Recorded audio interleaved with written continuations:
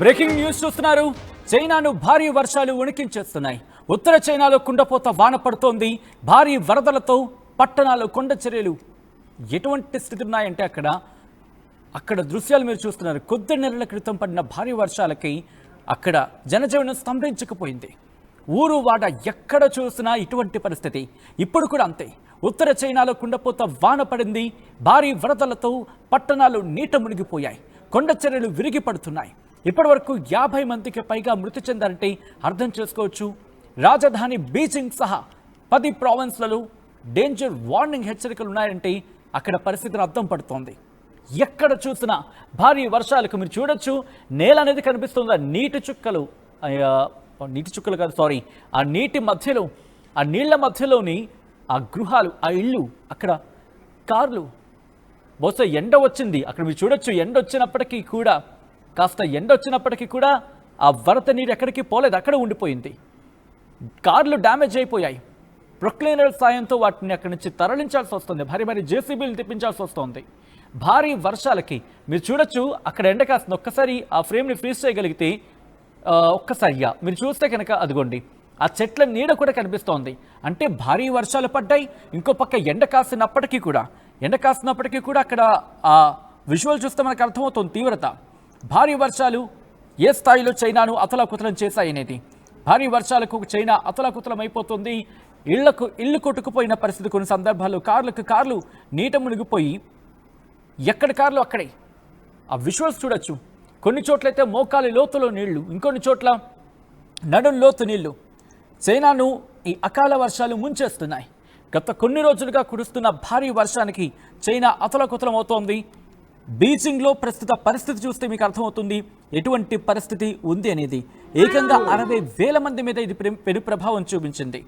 దాంతోపాటు మరికొన్ని ప్రాంతాల్లో కూడా ఈ వర్షాలు తీవ్ర దుష్పరిణామాన్ని చూపించాయంటే అర్థం చేసుకోవచ్చు. చైనాలో భారీ వర్షాలకి, వరదలకి అక్కడ జనజీవనం పూర్తిగా స్తంభించకపోయింది. లోతట్టు ప్రాంత ప్రజల్ని సురక్షిత ప్రాంతాలకు తరలించింది అక్కడ ప్రభుత్వం అంటే అర్థం చేసుకోవచ్చు. రోడ్లు తెగిపోయాయి. దాంతోపాటు 34 మంది ఇప్పటివరకు మృతి చెందినట్టుగా అధికారిక గణాంకాలు చెప్తున్నాయి.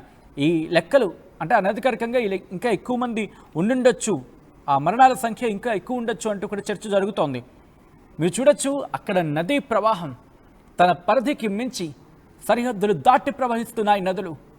మరి ముఖ్యంగా కట్టలు తెంచుకొని ప్రవహిస్తున్నాయని చెప్పుకోవాలి. భారీ వర్షాలు, వరదలతో బీజింగ్ అతలాకుతలమవుతోంది. 80,000 మంది, సుమారుగా 80,000 మంది మీద ఇది ప్రభావం చూపించిందంటే అర్థం చేసుకోవచ్చు. బీజింగ్లో భారీ వర్షాలు పడుతున్నాయి. ఇప్పటికే లోతట్టు ప్రాంతాల్లోకి వర్షపు నీరు వచ్చి చేరుకుంది. మరి ముఖ్యంగా మియోన్ జిల్లాలో వరదల కారణంగా అక్కడ ఇళ్ళ ప్రాంతం పూర్తిగా దెబ్బతింది. అలాగే హెబీ ప్రావిన్స్లో కూడా కొండ చర్యలు విరిగిపడిన ఘటనలు, కొంతమంది మరణించారు. కొన్ని మరణాలు నమోదైనట్టుగా తెలుస్తోంది. మీరు చూడొచ్చు ఆ నదీ ప్రవాహం ఏ స్థాయిలో ఉందంటే ఆ బ్రిడ్జ్కి ఇంకొంచెం ఉంటే ఆ బ్రిడ్జ్ ఇన్ఫాక్ట్ ఆ బ్రిడ్జ్ పైనుంచి వరద ప్రవాహం ఉంటుందేమో. కట్టలు తెంచుకొని ప్రవహించిన పరిస్థితి. ఇంకొన్ని చోట్ల వర్షపు నీరు ఎక్కడికక్కడ నిలిచిపోయింది. బయటకు వెళ్లే మార్గం లేక నిలిచిపోవడంతో ఓ మై గాడ్, అక్కడ చూస్తే మీరు పెద్ద దుంగలు. దాంతోపాటు అక్కడ హోర్డింగ్స్ ఆ వరద నీటిలో కొట్టుకుపోతున్నాయి. ఇక్కడ మీరు చూడొచ్చు కొండ చర్యలు విరిగిపడిన ఘటనకు సంబంధించిన విజువల్స్ మీరు చూస్తున్నారు. హెబీ ప్రావిన్స్లో కొండ చర్యలు విరిగిపడ్డాయి. ఈ క్రమంలో కొంతమందికి గాయాలయ్యాయి, మరి కొంతమంది గల్లంతైనట్టుగా తెలుస్తోంది. ఒకసారి ఆ విజువల్స్ చూద్దాం.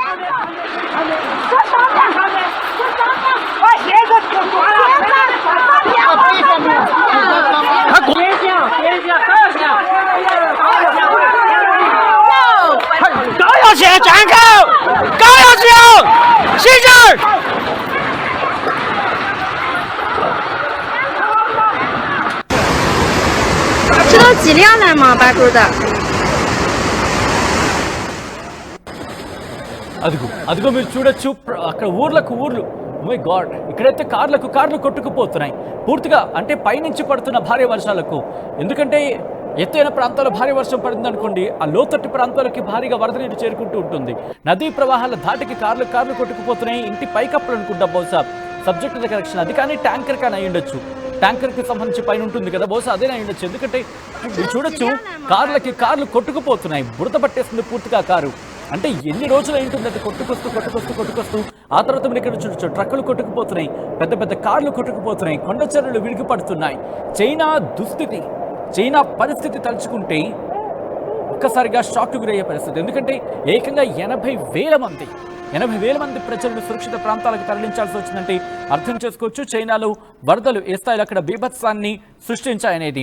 ఇది కొత్త ఏం కాదు. గత కొద్ది రోజుల క్రితం కురిసిన భారీ వర్షాలకి చైనాలో ఈ మధ్య కురిసిన భారీ వర్షాల నేపథ్యంలో ఇళ్ల పైకప్పుల మీద నుంచి కూడా, అంటే ఫస్ట్ ఫ్లోర్ సెకండ్ ఫ్లోర్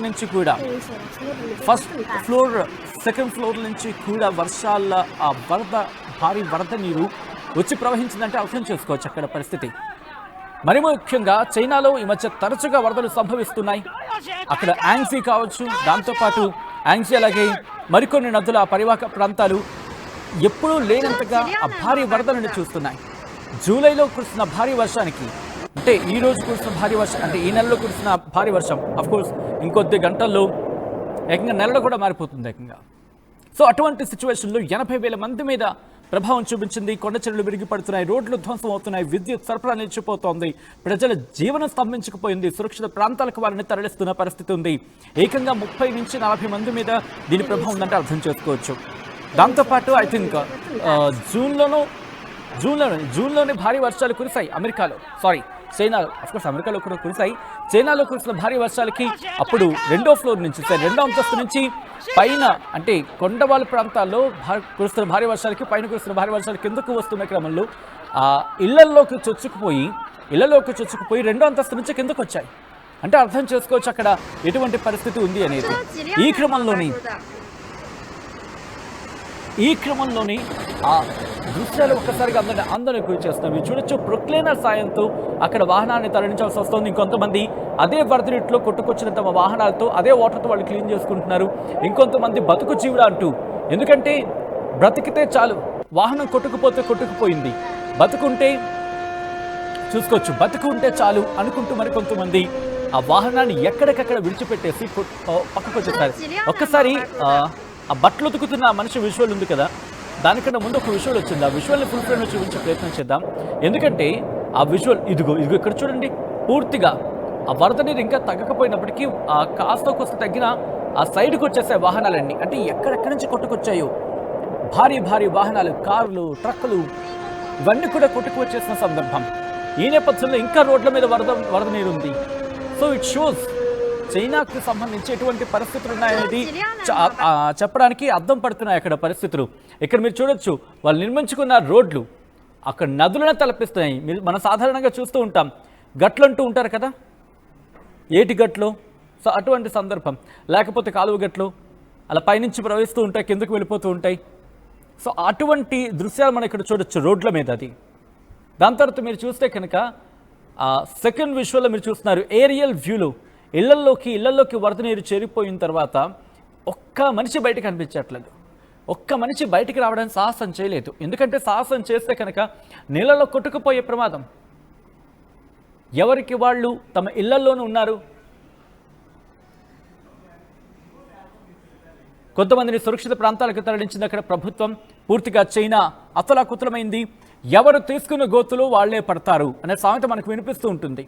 చైనాకు సంబంధించి అలాగే అనిపిస్తుంది. ఎందుకంటే పర్యావరణానికి సంబంధించి ఎంత విధ్వంసం సృష్టించాలో, ప్రపంచం అంతా విధ్వంసం సృష్టిస్తున్న క్రమంలో చైనాది కూడా అదే పాత్ర ఉందని చెప్పుకోవడంలో అతిశయోక్తి లేదు. ఈ నేపథ్యంలో అదిగో సెకండ్ విజువల్ చూడండి, కొండచర్యలు అలాగా మొత్తం కిందకు వచ్చేస్తున్నాయి. సాధారణంగా వర్షాకాలం అంటే కొండచర్యలు విరిగి పడుతూ ఉంటాయి, చూస్తూ ఉంటాం. కానీ ఈ ఘటన ఒక్కసారిగా అక్కడ వాళ్ళనే షాక్కి గురి చేస్తుంది.